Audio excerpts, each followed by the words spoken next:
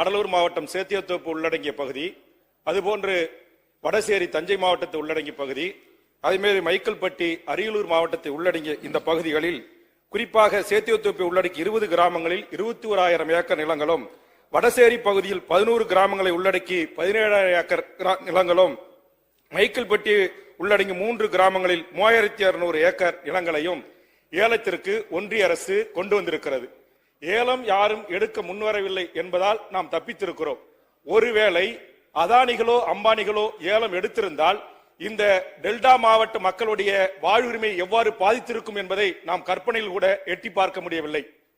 மாண்புமிகு பேரவைத் தலைவர் அவர்களே, ஒரு மக்களால் தேர்ந்தெடுக்கப்பட்ட அரசின் அனுமதி இல்லாமல், சட்டமன்றத்தின் அனுமதி இல்லாமல் தொடர்ச்சியாக ஒன்றிய அரசு தமிழர் விரோத, தமிழ்நாட்டின் விரோத கொள்கைகளை கடைபிடித்து தமிழ் மக்களின் வாழ்வுரிமையை காலில் போட்டு மிதிச்சு தமிழ்நாட்டை பாலவனமாக்குகின்ற இந்த முயற்சியை ஒரு காலத்திலும் நாம் ஏற்றுக்கொள்ள முடியாது.